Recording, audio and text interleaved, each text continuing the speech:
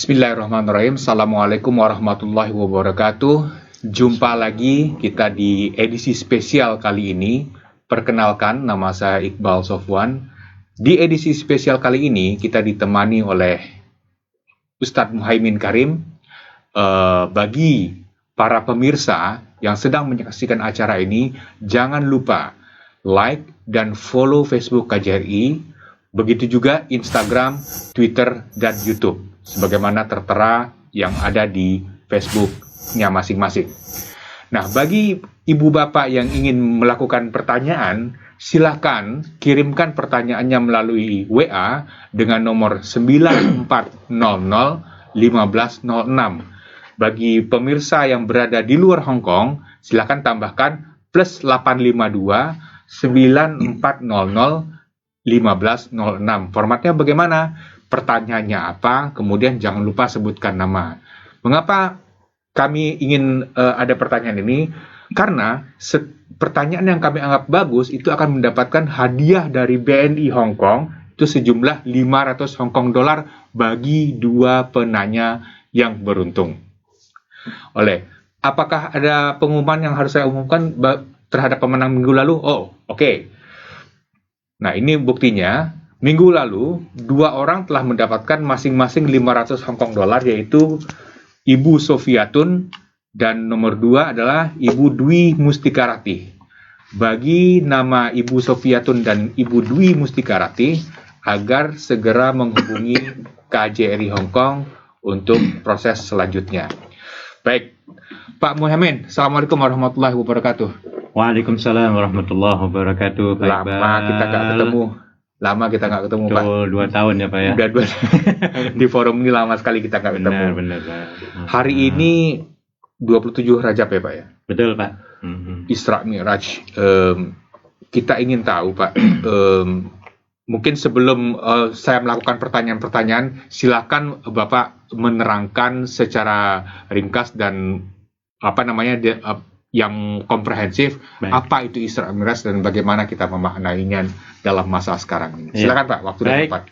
Assalamualaikum warahmatullahi wabarakatuh. Alhamdulillah.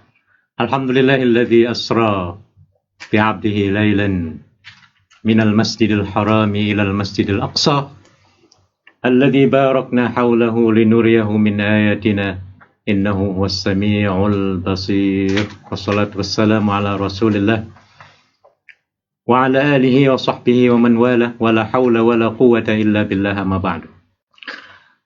Pertama-tama, mari kita panjatkan puji syukur kehadirat Allah Subhanahu wa taala yang telah memberikan kita kesehatan, panjang umur sehingga kita bisa sempat berpartisipasi pada acara malam hari ini, yaitu menyambut peristiwa Isra dan Mi'raj Nabi Muhammad sallallahu alaihi wasallam. Kemudian saya ingin mengucapkan jutaan terima kasih kepada Bapak Konjen tentunya dan juga tim IT Pensosbud, terutama Ibu Pani yang telah mengundang saya untuk menjadi narasumber pada malam hari ini. Para pemirsa, alhamdulillah kita dapat bertemu kembali pada malam hari ini dalam rangka memperingati peringatan Isra dan Mi'raj Nabi Muhammad sallallahu alaihi wasallam. Sebelum saya terangkan lebih komprehensif, saya ingin menukil ayat terpenting dalam Al-Quran yang membahas masalah Isra dan juga membahas Mi'raj. Dalam Al-Quran ini hanya 2 ayat saja yang menerangkan masalah ini. Yang pertama adalah surat Al-Isra ayat yang pertama. Ya, ini kejadian Isra. Isra itu artinya plesiran lah, Pak Iqbal, kalau zaman sekarang ya. Piknik, jalan-jalan, kayak kita pergi ke New York, ke Ohio, kemana-mana ya. Ini namanya Isra. Tapi Isra di sini didefinisikan sebagai night journey ataupun perjalanan di waktu malam. Ya. Malam hari ya. Di malam hari, bukan siang, Pak. Ya. Dari Masjidil Haram ke Masjidil Aqsa. Itu definisi Isra. Kemudian definisi Mi'raj itu terdapat dalam surat An-Najm ayat 15 ya, di mana Allah berfirman, "Walaqad ra'ahu nazlatan ukhra 'inda sidratil muntaha." Ketika itu Nabi melihat Jibril ya di ufuk yang lain, yaitu di Sidratil Muntaha. Jadi kedua kata Isra dan Mi'raj ini digabungkan dalam dua ayat ini yang kita peringati pada malam hari ini. Jadi Isra Mi'raj itu adalah perjalanan Nabi ya di waktu malam dari Masjidil Haram ke Masjidil Aqsa. Setelah itu Nabi diterbangkan Pak ke atas, mungkin kalau zaman sekarang menggunakan satelit ya, ke atas sampai ke Sidratul Muntaha yang kita sendiri tidak tahu alat transportasinya seperti apa, yang walaupun sebagian hadis mengatakan kendaraannya buraq. Buraq itu seperti apa? Buraq itu sebenarnya kilat Pak. Oh, buraq itu sebenarnya kilat. Kilat. Okay. Kilat itu artinya cahaya. Dan cahaya itu sangat cepat. Ya. Karena Jibril juga diciptakan dari nur, cahaya. Makanya Jibril cepat sekali, kamu disuruh kemana-mana cepat sekali. Baik, nanti itu kita akan bahas berikutnya. Kemudian saya akan membahas 4 poin Pak Iqbal untuk keseluruhan ya peristiwa Isra dan Mi'raj ini. Yang pertama adalah kejadian Isra Mi'raj ini adalah sebagai bonus. Yes. Sebagai hadiah. Kalau zaman sekarang mungkin angpau lah ya. Sebagai angpau yang diberikan oleh Allah Subhanahu wa taala kepada Nabi Muhammad sallallahu alaihi wasallam. Kenapa diberikan angpau? Seperti kita juga maklumi lah ya. Teman-teman yang dapat angpau itu kan sebab kerja keras Pak. Ya, bekerja dan pekerjaannya itu memuaskan ya untuk majikannya. Nabi juga demikian. Selama 10 tahun Rasulullah Shallallahu Alaihi Wasallam mengabdi di jalan Allah tanpa pamrih, ya, menjalankan dakwah Islamnya itu Pak nggak seperti saya Pak. Kalau Nabi itu semuanya serba sendiri dan halangannya itu luar biasa banyaknya, ya, dari mulai hari pertama, ya, bahkan sampai pamannya sendiri yang dulunya itu orang yang paling dikasihani. Nabi itu paling dikasihani waktu baru lahir Pak oleh Abu Lahab ya. Karena Abu Lahab itu pamannya sendiri, karena bapaknya Nabi itu meninggal yang namanya Abdullah, jadi sebagai ponakan diangkat sebagai anak sendiri. Disayangi Pak. Dari mulai dia lahir sampai dia mengawinkan ya, kawin ya, kemudian sampai menjadi rasul. Ketika menjadi rasul di situ berubah Pak. Ya. Jadi sebelum menjadi rasul masih sayang terus. Tapi ketika diangkat menjadi nabi ya, yang tujuannya adalah untuk menggiring ataupun untuk mengajak manusia ke jalan yang benar, baru Abu Lahab ini memberontak. Nggak suka dengan perilaku Muhammad ya, yang selalu mengkritik ibadahnya ya, mengkritik perilakunya ya, adat yang merusak itu nggak mau dirubah ya. Jadi luar biasa ya, bahkan bukan Abu Lahab saja, tapi orang-orang kafir Quraisynya dulu ya, ketika Nabi memberikan dakwah diganggu ya, sampai mau dibunuh ya, dinyinyiri, dibully, apalagi kalau zaman sekarang ya. Dihina-dina ya, bermacam-macam ya, sehingga Nabi ketika itu tidak puas hati dengan kaum kufar Quraisy di Mekah ya, sehingga beliau migrate ataupun hijrah ke Taif ya, dengan harapan Nabi mengharap bahwa di Taif itu akan mempunyai basis tempat baru Pak untuk menyampaikan dakwah. Tapi apa yang terjadi ketika sampai di Taif? Rupanya orang-orang Taif sudah dimonitor Pak. Mungkin ada kirim WhatsApp zaman dulu kali ya. Sudah dimonitor duluan bahwa Muhammad itu akan ke sana, sehingga Nabi disambut oleh yang nyambut itu Pak, orang-orang gila, anak-anak ya, yang nggak ngerti lah ya, dilempari batu Pak ya, dicaci maki gitu, sampai dilempari itu giginya Pak pada jatuh ya, berdarah. Ketika didapati Nabi seperti itu kondisinya, akhirnya Allah mengirim malaikat Jibril ya. Kalau zaman sekarang mungkin kirim WhatsApp lah ya, mengumumi, Jibril, kamu datangi Muhammad, please bantu Muhammad, tolong tanyakan apa dia mau. Setelah dia dimarahi ya, dibully sampai giginya itu pada jatuh ya. Kemudian Nabi malah berdoa, Pak. Ya. Kalau Nabi mengatakan, tolong hancurkan sajalah orang-orang Taif. Selesai itu, Pak. Selesai, Pak.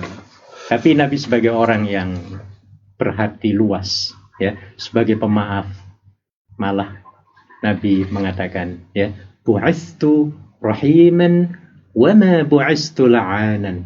Aku diutus ke dunia ini, wahai Jibril, bukan untuk mengutuk manusia, tapi untuk sebagai penebar manfaat kepada mereka. Ya, jadi begitulah sifat Rasul sabarnya, Pak ya.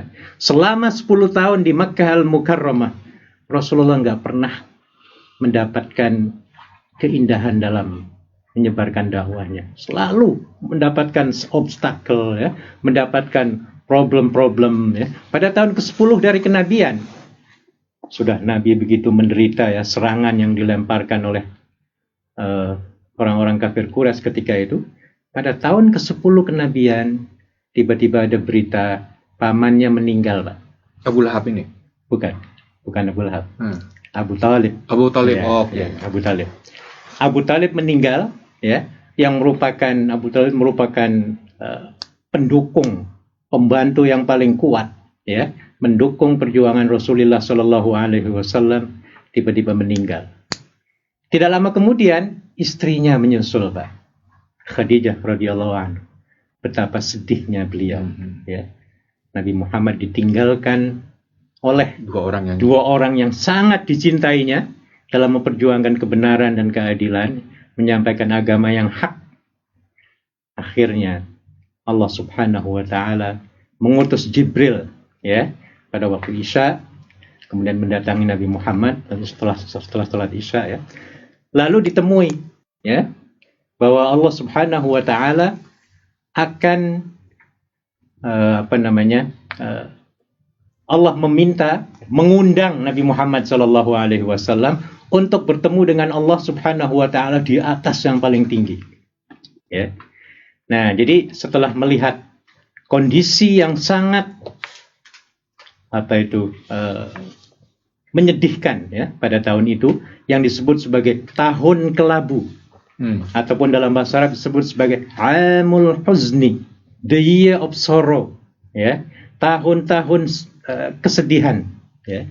Akhirnya Allah ingin menghibur Nabi Muhammad sallallahu alaihi wasallam dengan memberikan pesawat kalau zaman sekarang, Pak, private jet, Pak, yang first class, yang nyupir Jibril sendiri dengan mengendarai buraq ketika itu, ya, luar biasa, ya.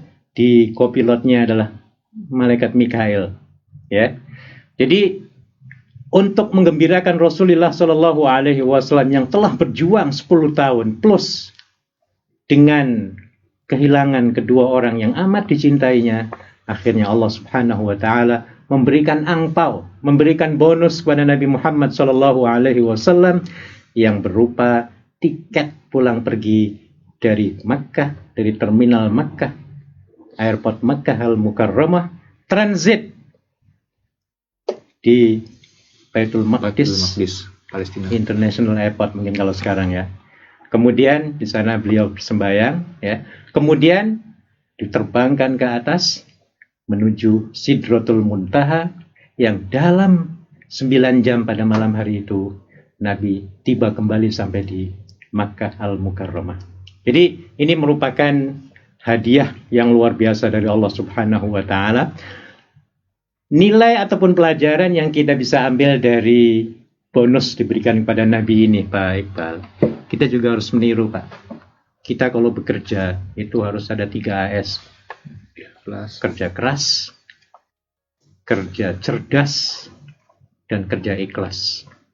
Dengan begitu insya Allah majikan akan memperhatikan, Allah akan memperhatikan, teman-teman akan memperhatikan, dan insya Allah bonusnya akan tambah. Bonusnya bertambah, pahala juga bertambah. Nah, jadi ketika Anda sedang mumet-mumetnya bekerja, banting tulang, jangan takut bahwa suatu hari nanti Anda akan dibahagiakan oleh Allah Subhanahu wa taala, ya. Allah sudah menjanjikan sendiri dalam surat Al-Insyirah di mana Allah berfirman, "Inna ma'al usri yusra. Sungguhnya beserta kesulitan itu pasti akan ada kemudahan. Jadi ini yang dicontohkan oleh Nabi Shallallahu Alaihi Wasallam. Akhirnya Nabi relax kalau zaman sekarang ya. Trip ke ruang angkasa lepas, ya, di atas maha ruang lagi, ya, sampai ke Arash, ya, yang jauhnya, Bapak tahu sendirilah kalau dari bumi ke Pluto saja itu sudah 3.700.000.000 mile Pak jaraknya, ya. Kalau ini lebih lagi ke atas, ya. Kalau seandainya, kalau menurut astronomi, ahli astronomi, Sidratul Muntaha itu planet Pluto, begitulah jaraknya, ya. Begitu itu pun cepat, kalau itu planet Pluto. Kalau ya, itu ya? Planet Pluto, ya. Kalau itu memang planet Pluto, Sidratul Muntaha itu begitu jarak, ya. Sehingga untuk mengirimkan sinar aja matahari ke bumi ini yang jaraknya 93 juta mile, ya, itu 8 menit baru sampai ke bumi, ya. Jadi betapa jauhnya Rasulullah diterbangkan ke atas demi untuk menghibur beliau, bertemu dengan sahabatnya, bertemu dengan seniornya, ya, para nabi-nabi, ya. Ada 7 nabi ketika itu di langit pertama, Nabi Adam, Nabi Yusuf, Nabi Yahya, Nabi Yusuf, Nabi Idris, ya, Nabi Harun, Nabi Musa dan Nabi Ibrahim alaihi salatu wassalam. Dibawa ke atas lagi sampai Jibril menyerah, nggak bisa karena ingin bertemu dengan Allah Subhanahu wa taala.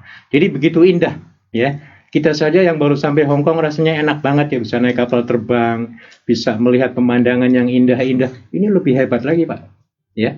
Melalui beberapa planet ke atas, ya, sehingga Nabi merasa tentram, ya, bisa bersilaturahmi dengan nabi-nabi terdahulu, ya, dan juga bertemu dengan Allah Subhanahu wa taala yang oleh-olehnya ketika itu, ya, nanti akan saya bahas pada poin yang kedua, yaitu mendapatkan perintah salat lima waktu. Jadi yang pertama poinnya adalah bonus, ya. Jadi siapapun para pemirsa sekalian yang sedang capek bekerja, ya, teruskan. Saya berprinsip bahwa lebih baik kita itu bekerja capek, Pak, dapat duit, daripada nganggur capek nggak dapat duit. Kalau Pak Iqbal mau pilih mana, Pak? Ya, well, one day we will be smiling. Yeah. Ya, pada suatu saat kita akan pergi ke mall, itulah istilahnya, ya, bisa ke restoran, ya, pada suatu saat. Jadi ini harus istiqomah walaupun kita kerja keras, dan perlu dicatat di sini untuk para pemirsa sekalian bahwa lebih banyak kita melakukan hal-hal manfaat bekerja, misalnya disuruh majikan kerja terus, ya, selagi mampu lakukan, ya. Kemudian niatkan karena Allah, karena kalau kita meniatkan karena Allah, apapun yang kita lakukan itu pasti direcord, ya, pasti dicatat oleh malaikat kiri dan kanan, ya. Terutama sekali kalau yang baik adalah malaikat raqib, ya, dan kita akan punya data catatan file-file nanti yang akan direpresentasikan pada hari kiamat kelak. Daripada kita misalnya di rumah majikan, nggak ada kerjaan, nggak ngapa-ngapain, cuma tual-tuil gini Facebook, ya, nggak karuan, ya, malah itu tidak memberi manfaat. Tapi kalau ada pekerjaan, baru istirahat suruh nyapu, habis nyapu suruh masak, habis masak suruh nyetrika, menurut saya pahalanya akan terus bertumpuk, Pak. Yang penting diniatkan. Diniati karena Allah Subhanahu wa taala, ya. Insya Allah, jadi tidak akan ada ruginya kita bekerja keras itu, ya.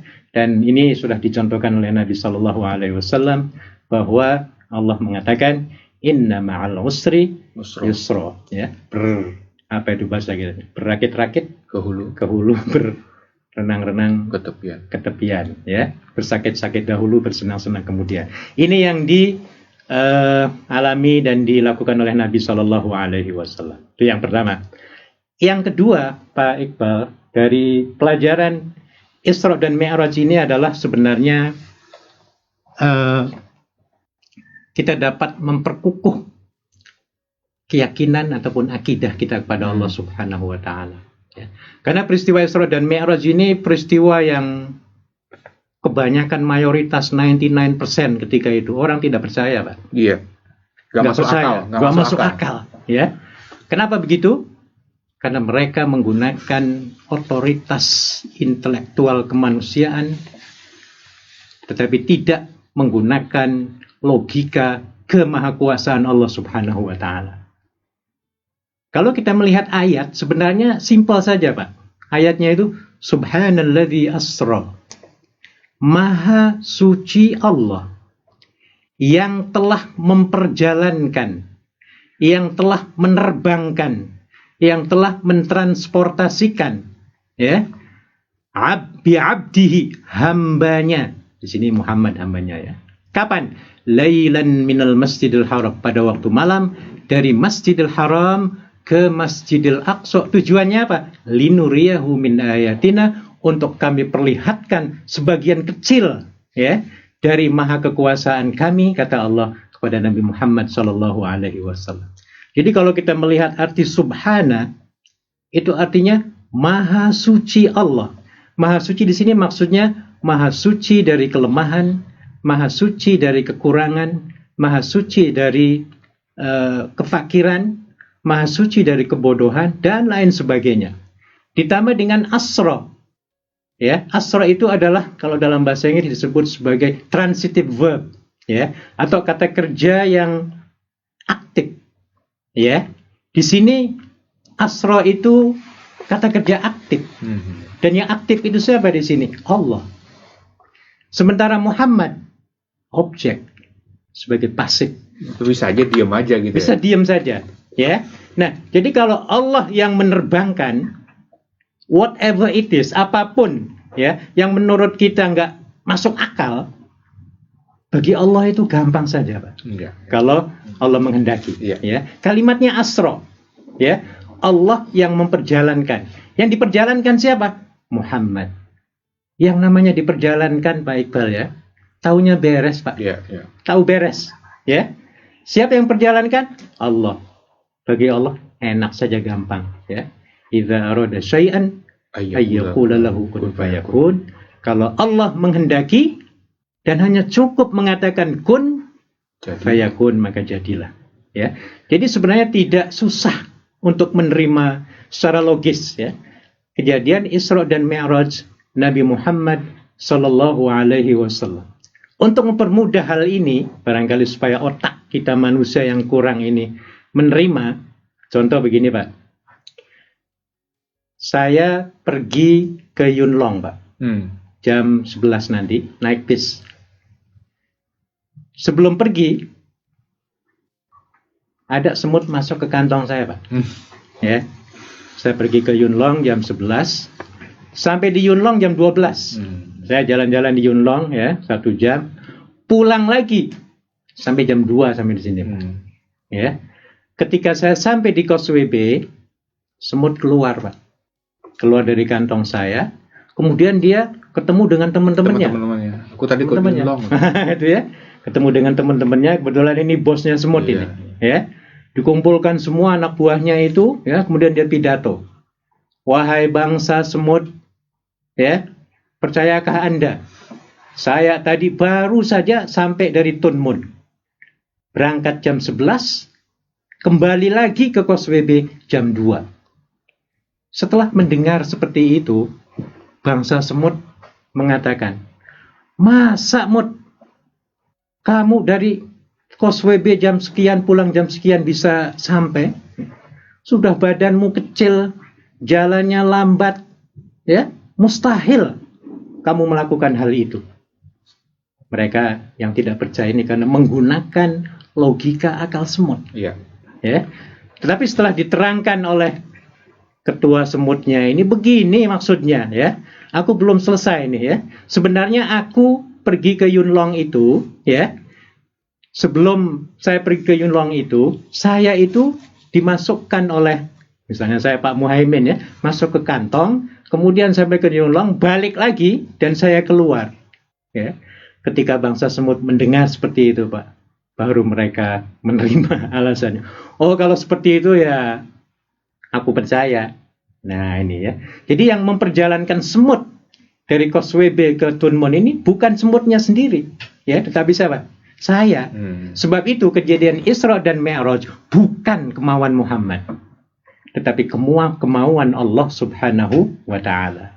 Mustahil ya kalau Nabi Muhammad terbang sendiri ya, tetapi karena Allah mau maka sangat mudah. Yang namanya diterbangkan taunya beres. Nah, ini ya.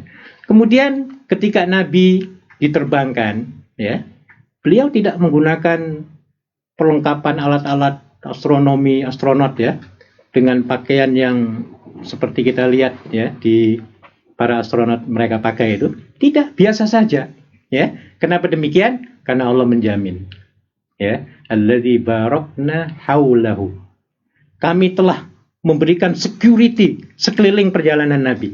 Nah ya, makanya Nabi ketika terbang itu Pak, mungkin pecinya nggak terbang itu, ya.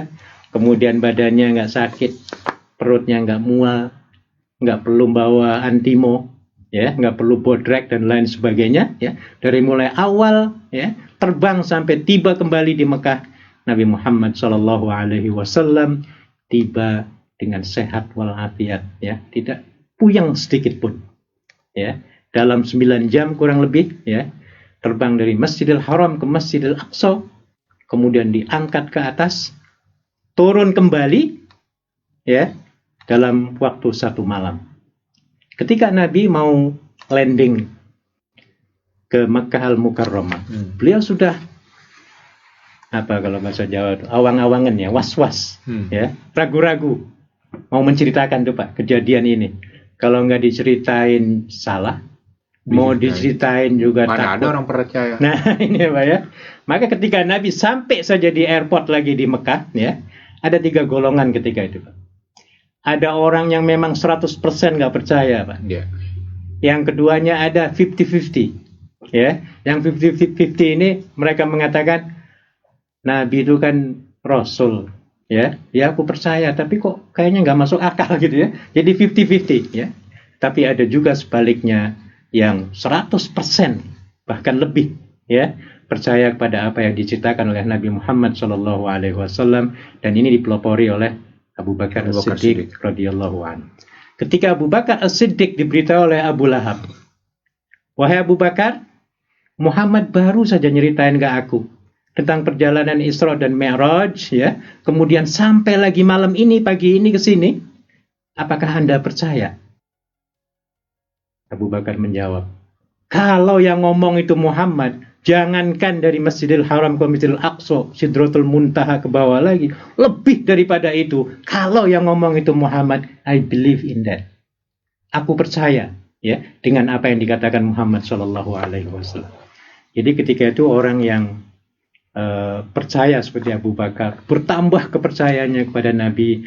Orang yang separuh-separuh bertambah keraguannya, dan ada yang masuk murtad lagi. Dan orang yang 100% tidak mempercayai, bertambah kehebatan kekafirannya. Jadi terjadi goncangan juga di masyarakat waktu betul. Itu ya. Dan pernah sampai ditanyakan oleh Abu Lahab dan grupnya tuh. Bahkan Nabi kayak di sidang Pak. Tolong ceritakan kalau Anda itu pernah ke Masjidil Aqsa. Ibnu Abbas melaporkan, ya, meriwayatkan. Ya, tolong jelaskan bagian depan pintu masjid itu kayak apa, bagian belakangnya seperti apa, menaranya bagaimana. Ya. Kalau Allah gampang, ada monitor Pak. Iya. Allah kasih monitor menerangkan ya. Iya, diterangkan. Oh gampang banget. Oh kalau begitu benar. Mereka pada malu semua Pak. Oh itu betul apa yang diceritakan Muhammad itu ya. Akhirnya juga banyak yang akhirnya kembali lagi setelah diyakini atau meyakinkan apa yang diceritakan oleh Muhammad itu sesuai dengan fakta. Ya, orang-orang yang pernah pergi ke sana dan memang betul-betul akurat yang ditanyakan itu. Nah, ini tentang masalah akidah. Jadi sangat penting sekali bagi kita ya bahwa harus meyakini Allah itu Al-Qadir. Ya, Allah itu Maha Kuasa. Kita sebaliknya. Nabi Muhammad nggak bisa ngapa-ngapain ya tanpa kehendak Allah Subhanahu wa taala. Itu yang pertama. Yang kedua, Pak, kalau tadi kita harus menjaga akidah, ya. Yang kedua adalah menjaga ibadah. Salah satu oleh-oleh yang didapatkan dari trip Rasulullah Shallallahu Alaihi Wasallam ke ruang angkasa lepas, ya, beliau dapat bertemu bersilaturahmi dengan para nabi, ya, Ada yang mengatakan, oh bagaimana cara Nabi bertemu dengan orang yang sudah meninggal, ya, di urusan Tuhan. Ya, ini urusan Allah. Seperti halnya, ya, sebenarnya Pak Iqbal, ya, sebelum Nabi diterbangkan Isra Mi'raj ke atas, sebelum itu sebenarnya sudah biasa. Para Nabi itu naik turun langit itu sudah biasa, Pak. Nabi Adam dulu tinggalnya di mana? Di atas. Di surga, ya. Di langit, ya. Diturunkan ke bumi. Nggak naik-naik sekarang, ya, dikubur, ya. Ada lagi Nabi yang dulunya di bawah, diterbangkan ke atas, belum turun-turun. Nabi Isa. Nabi Muhammad pulang pergi deh tiketnya, ya, dalam satu malam, ya, dalam satu malam Nabi kembali lagi ke bumi, ya. Dan ini adalah kehendak Allah Subhanahu wa taala. Kehendak Allah Subhanahu wa taala, apapun yang Dia mau, ya. Adapun masalah transportasi seperti apa, Allah mengirimkan atau mengangkut Nabi Adam dari atas ke bawah, mengangkut Nabi Isa dari bumi ke langit, mengangkut Nabi Muhammad dari bumi ke langit dan turun kembali ke bumi, itu adalah urusan Allah Subhanahu wa taala, ya. Kita dalam hal ini harus mempercayai saja, ya. Jangan gunakan logika manusia. Harusnya menggunakan logika kekuasaan Allah Subhanahu wa taala. Jadi kalau kita menggunakan logika akal, buntu, Pak. Yeah. Allah mau jadi. Contoh begini. Nabi Adam itu kan adanya tanpa ayah dan ibu. Ya. Secara logika, kalau kita buat riset penyelidikan, ya, ditinjau dari segi antropologi budaya apapun, nggak nyambung, Pak. Ya, secara sosiologis nggak ketemu. Kenapa ya? Nggak ada ibunya, nggak ada bapaknya, kok ada? Ya. Sama Nabi Isa alaihi salatu wassalam, ketika dilahirkan tidak ada intervensi laki-laki pun, bahkan tidak pernah disentuh, ya, oleh laki-laki. Kemudian lahir, mukjizat namanya. Jadi kalau mukjizat itu dipikiri secara otak, logika, buntu kita, Pak. Nggak bisa, ya. Dicek secara medis, dilacak dari sosiologi antropologis misalnya, ya, sulit, nggak ketemu. Gimana ya? Siti Maryam kok bisa hamil? Sedangkan sedikit pun nggak pernah dicolek gitu. Ya. Kerjaannya cuma beribadah aja kok. Betul. Iya, nggak pernah disentuh laki-laki, ya. Tiba-tiba lahir gitu. Ini semuanya kehendak Allah Subhanahu wa taala. Jadi ini penting memperkuat akidah kita kepada Allah Subhanahu wa taala. Kemudian tadi yang ketiganya ibadah. Menjaga ibadah. Jadi tadi saya sampaikan bahwa oleh-oleh yang didapati oleh Nabi Muhammad sallallahu alaihi wasallam, ya, dalam hal peribadatan yang paling pokok dari segala pokok adalah masalah sholat. Ya. Kalau ada orang menanyakan, apakah sebelum Isra Mi'raj itu Nabi sembahyang? Kan ada pertanyaan begitu, ya. Kalau sembahyangnya bagaimana? Berapa rakaat? Berapa rakaat? Satu hari berapa kali, ya? Ada sebenarnya hadis Nabi yang mengatakan, ketika Nabi didatangi oleh Jibril, ya, ketika menurunkan wahyu yang pertama, di situ sebenarnya Jibril itu dalam hadisnya mengatakan 'allamahu al-wudu'a was-shalah. Jibril sekaligus mengajarkan wudu dan sholat. Ya. Sholatnya bagaimana? Sholatnya sama seperti ini. Cuma ketika itu sholatnya cuma 2 kali, Pak. Di waktu malam dan awal pagi. Ya, jadi kayak subuh dan isya begitu, ya. Setiap hari Nabi itu, Khadijah juga demikian sholat, ya. Sholatnya sama seperti Siti Maryam juga sholatnya ruku dan sujud, ya. Jadi mengikuti millah Nabi Ibrahim alaihi salatu wassalam, ya. Cuma belum ada istilahnya itu bentuknya fardu ataupun wajib, ya. Jadi masih yang mau ya silahkan, yang enggak ya begitu, ya, belum ada. Jadi setelah Nabi naik ke atas, turunlah wahyu perintah untuk mendirikan sholat. Bukan mengerjakannya, tapi mendirikan sholat. Apa bedanya mendirikan dengan melakukan? Beda, Pak. Kalau melakukan, itu hanya sekedar menggugurkan kewajiban. Kemudian tidak menerjemahkan nilai-nilai sholatnya itu setelah sholat. Orang misalnya pergi sholat Jumat, kan sholat juga, ya. Mentang-mentang khotibnya itu berkhutbah. Wahai orang-orang yang beriman, ambillah yang baik-baik, buanglah yang buruk-buruk. sudah sholat assalamualaikum, tukar sendal, Pak. Ketika dia ke masjid bawa sendal yang buruk, Ambil yang baik. pulangnya. Ini namanya bukan mendirikan, Pak. Namanya dia cuma mengerjakan sholat tok gitu. Ya, ketika dia bisnis, ya bohong lagi, korupsi lagi, tipu lagi. Kan ada orang rajin sembahyang, Pak. Betul, maksiat lagi, banyak itu. Sholatnya rajin, maksiatnya juga jalan Malah terus. kebanyakan manusia seperti itu. Betul. STMJ ya. Iya. Sholat terus, Maksiat jalan. Ingat ya. Nah, jadi begini. Jadi berbeda dengan mendirikan. Kalau mendirikan itu dia sholat sesuai dengan syarat rukunnya. Setelah sholat, dia menerjemahkan nilai-nilai sholat itu di tengah-tengah masyarakat ataupun keluarga. Ya, ketika dahulunya dia menjadi orang yang pelit, dia berubah menjadi orang yang generous, ya, orang yang suka memberi.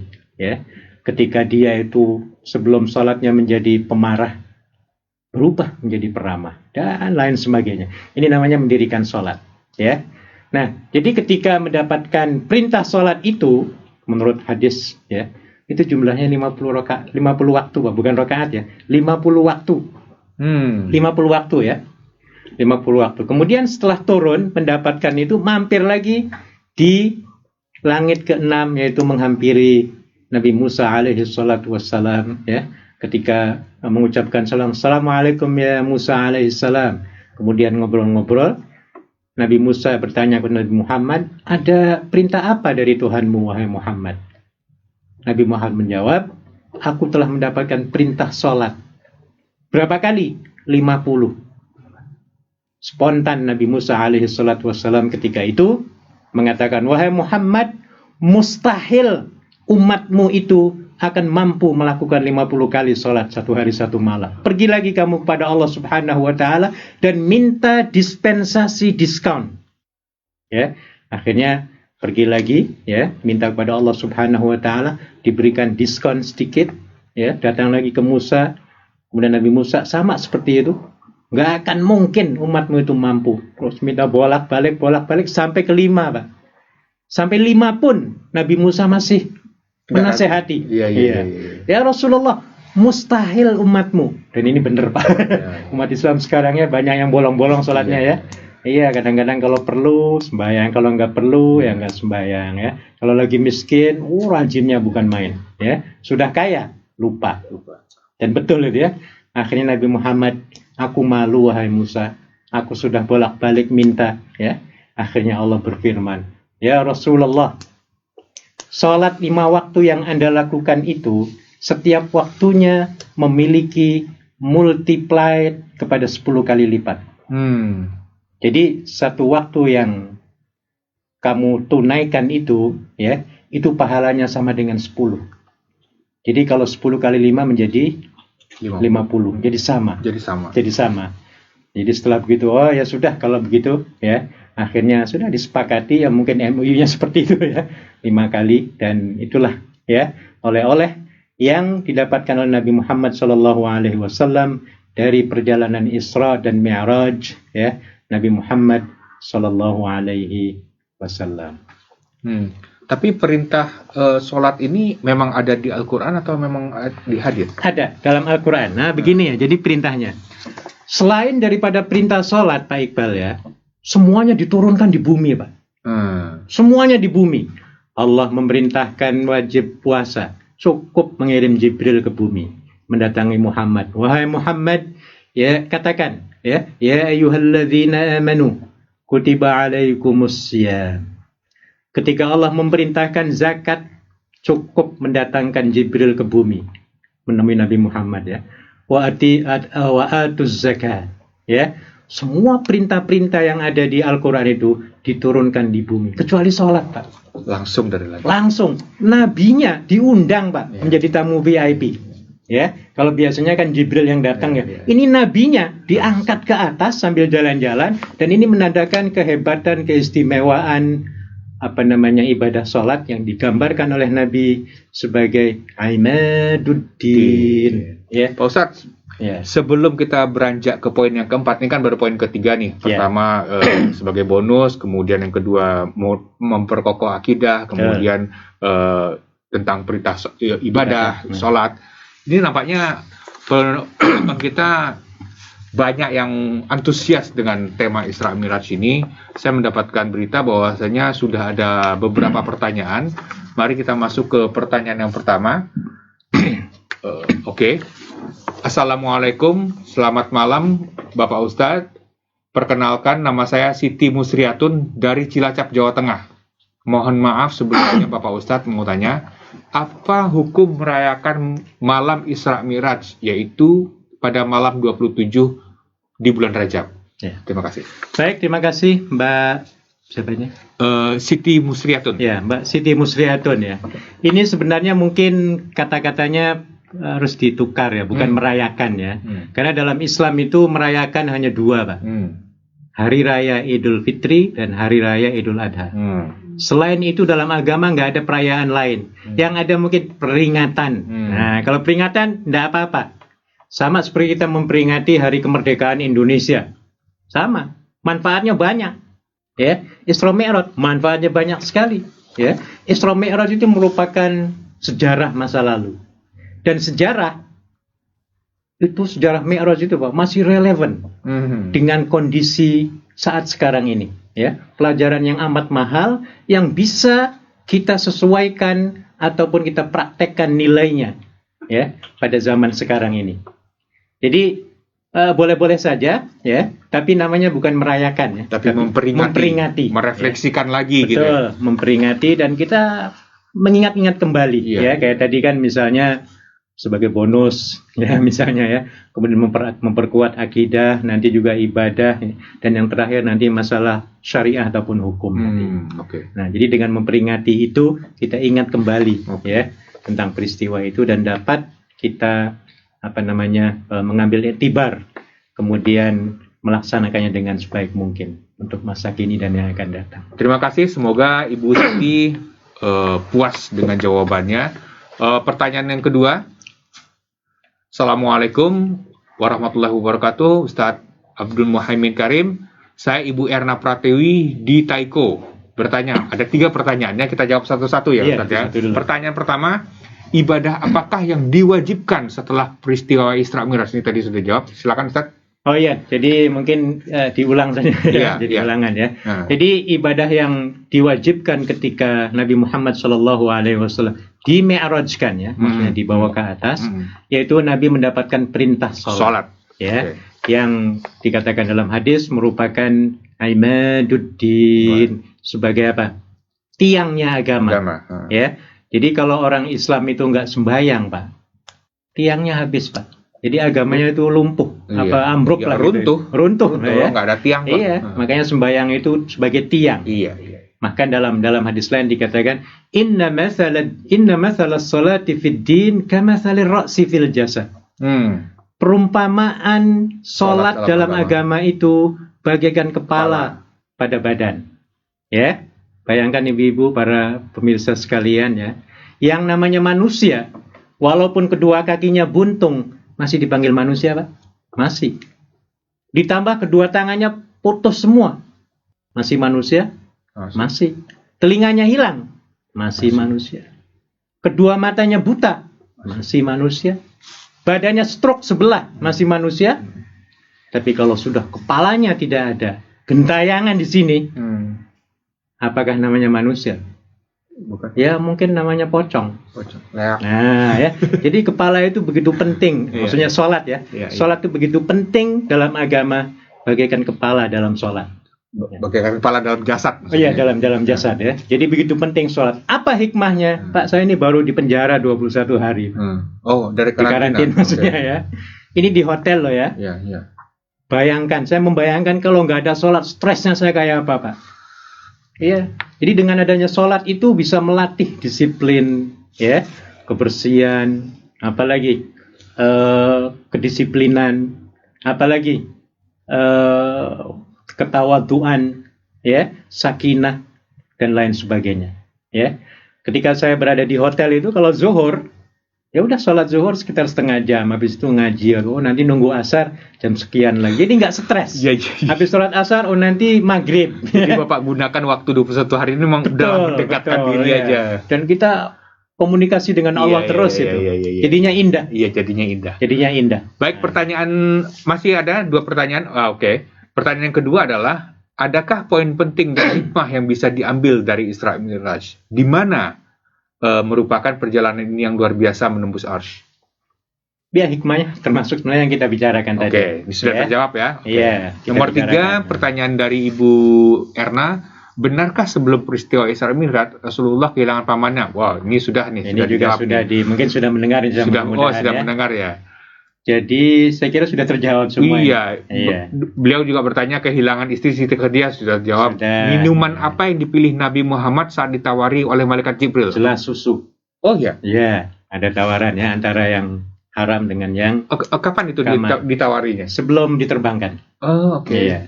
Artinya Nabi kan waktu itu dibelah dadanya ya, untuk menghilangkan penyakit-penyakit hati. Iya. Yang menurut ahli saintis ya, termasuk Dr. Mustafa, ketika Nabi dibersihkan dari segala penyakit hati, Nabi itu seperti nur, seperti cahaya, Pak.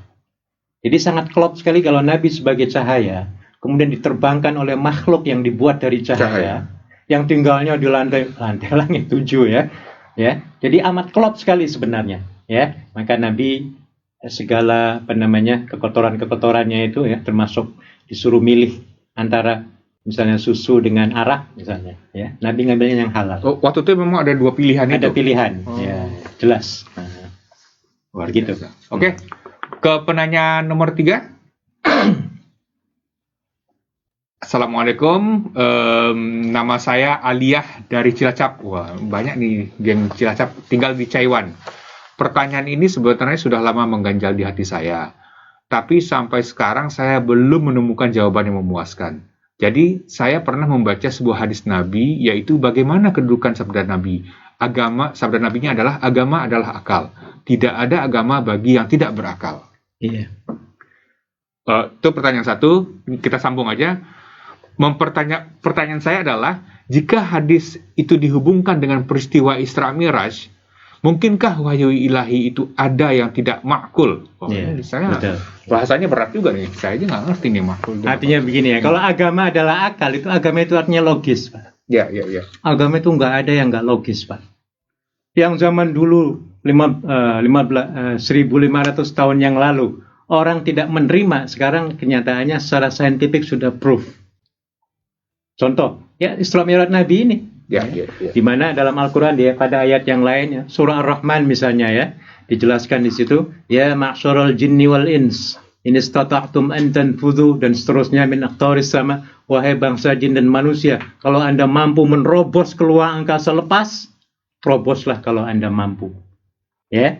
Nah, ketika itu ditantang, ya. Nabi ditantang, dan ternyata pada zaman sekarang, belum lama ini billionaire dari Jepang ya. Iya. Mencari 8 orang untuk menjadi pengikut dia, menjadi bodyguard dia, ya, untuk menuju mungkin lebih dari Mars lagi, mungkin ke bulan sana ya. Dan ini sesuatu yang tidak masuk akal pada yang dulu. Pada masanya, ya. Dan ini sudah saya sebutkan tadi dengan semut. Ya. Jadi logika akal ketika itu memang terbatas, ya. Tapi sayang kadang-kadang banyak orang yang memuji otak, Pak, sehingga meninggalkan ataupun melupakan pencipta otak itu sendiri. Jadi kalau dimaksud agama itu akal, maksudnya agama itu logis. Ya. Walaupun tidak bisa kita terima secara akal, sebenarnya juga logis. Karena kita mungkin masih bodoh ya. Karena keterbatasan otak, logika manusia itu. Otoritas logika otak manusia sangat terbatas. Ya. Dan dalam Al-Quran dijelaskan ya, wa ma utitum minal ilmi illa qalila. Dan tidaklah kamu diberi ilmu kecuali sedikit. Ya. Bagaikan satu tetes di lautan. Kita nggak ada apa-apanya, Pak. Ya, nggak ada apa-apanya ilmu ya. Hanya Allah yang Maha tahu. Jadi saya kira begitu penjelasan tentang masalah akal ya. Oke, ke pertanyaan berikutnya. Di pertanyaan nomor 4. Assalamualaikum Pak Ustadz, perkenalkan nama saya Yeni. Ada 2 pertanyaan. Nomor 1, bagaimana pendapat Pak Ustadz mengenai pendapat beberapa kalangan yang menyatakan merayakan Isra Mi'raj itu bid'ah? Yang kedua, bagaimana cara kita sebagai umat muslim merayakan Isra Mi'raj sesuai dengan syariah yang benar? Betul. Kalau dari segi istilah bid'ah itu ya mungkin betul kalau misalnya saya terangkan begini. Bid'ah itu adalah sesuatu yang tidak pernah dilakukan oleh Nabi. Betul. Karena Nabi memang nggak pernah memperingati, ya, dan nggak sempat kalau memperingati juga ya. Memang nggak perlu, ya, nggak perlu. Tapi ini kan bukan masalah ibadah mahdoh istilahnya ya. Artinya bukan yang bersifat ibadah yang given. Mengerti ya given ya, apa given itu? Taufiki. Artinya memang harus cuma segitu saja. Maunya Allah itu 2 rakaat sholat subuh itu. Misalnya kayak gitu ya Pak ya. Jadi nggak boleh sholat subuh itu ditambah 1 rakaat lagi. Karena sudah given. Karena masalah ibadah. Tapi kalau masalah keduniaan seperti memperingati, menurut saya boleh-boleh saja. Ini kan masalah teknik bagaimana supaya kita lebih memperkukuh keimanan kita dengan adanya memperingati Isra Mi'raj itu. Ya. Jadi bagi saya memperingati Isra Mi'raj malah tambah lebih bagus daripada tidak. Kenapa? Karena kita bisa menginsapkan kembali, ya. Bisa brush up kembali, ya, pemikiran kita tentang perjuangan Rasulullah Shallallahu Alaihi Wasallam ketika beliau berada di Mekah selama 10 tahun, kemudian mengingat tentang instruksi. Ya. Kewajiban sholat dan karena kalau kita tidak memperingati itu mungkin pasti lupa karena manusia kan tempat salah dan dosa gitu. Lupa gitu. Nah mungkin istilahnya aja Pak, mungkin bagi mereka yang mengatakan bid'ah itu mungkin istilahnya perayaan. Kalau saya itu setuju. Karena perayaan itu memang agama. Tadi Bapak udah singgung di awal. Kita tidak merayakan tapi kita memperingati. Jadi harus ditukar istilahnya gitu. Harus ditukar ya. Jadi no problem. Ya, seperti kita memperingati Pancasila, memperingati dan lain sebagainya, pahlawan, ya Pak ya. Apakah itu bid'ah? Ya, secara kata-kata memang betul. Nabi nggak pernah memperingati kan gitu. Nah, tapi kan ada manfaatnya yang banyak secara keduniawian. Ya. Gitu juga naik mobil juga bid'ah, Pak. Betul. Naik haji ya harus naik onta itu gimana?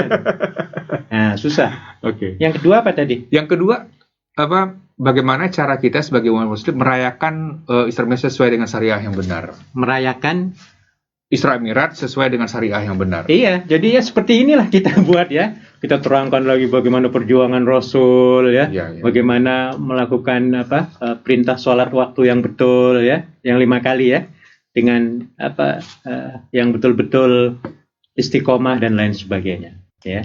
Jadi juga salah satu cara memperingati, mengkaji ya, mendiskusikannya ya. Betul.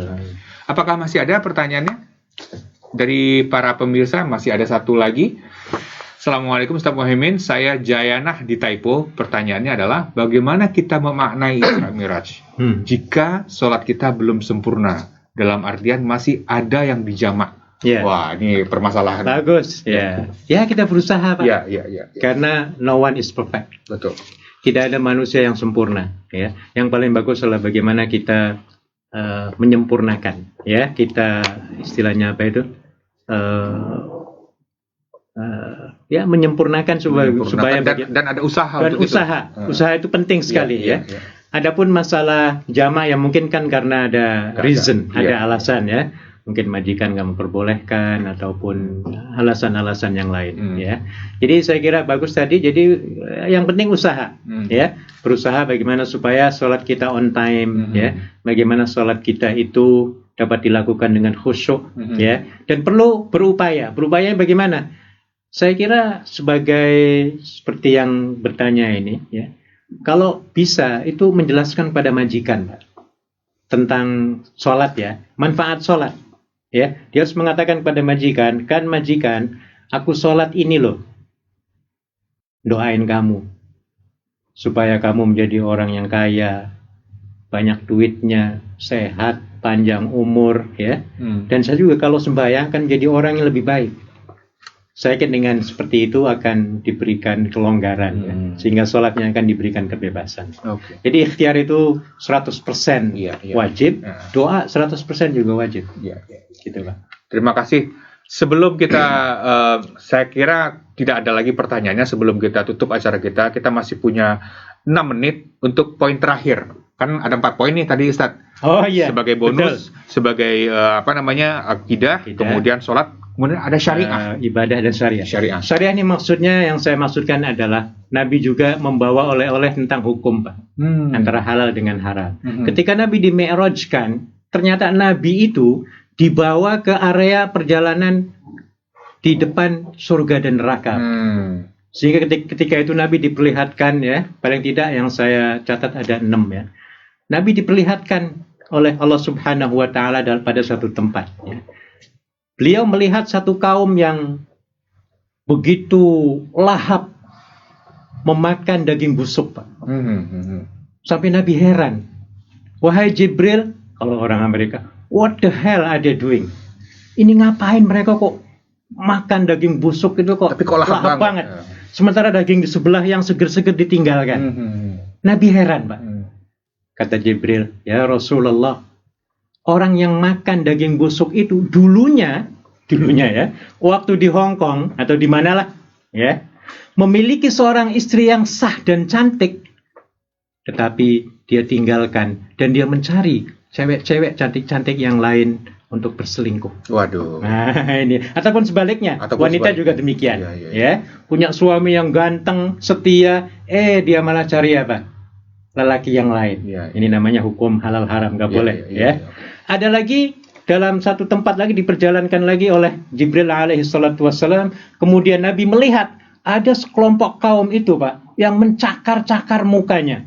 Mencakar mukanya di neraka, ya, diperlihatkan semua. Dan ini kemauan Allah, ya. Kehendak Allah itu gampang saja.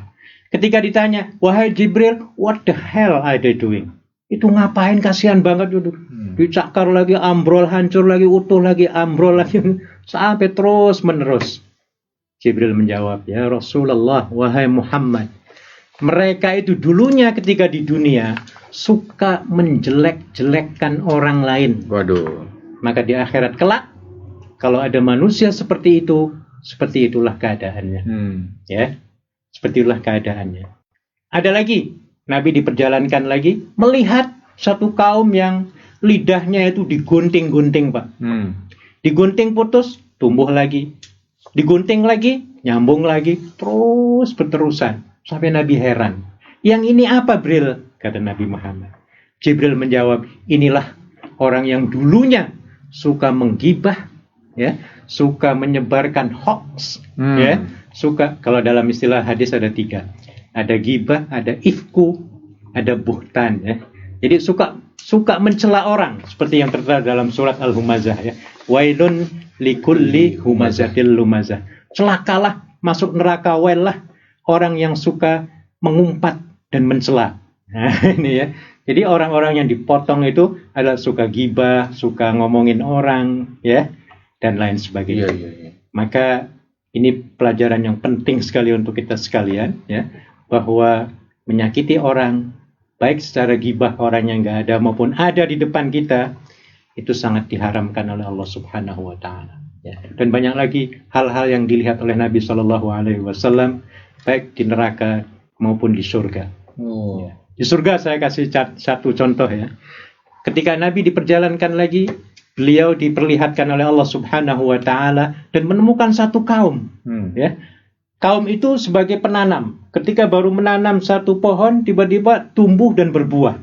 Pada hari itu juga berbuah. Ya. Ketika dipetik lagi, berbuah lagi. Dipetik lagi, berbuah lagi. Terus di surga seperti itu, Pak. Jadi buahnya nggak pernah habis.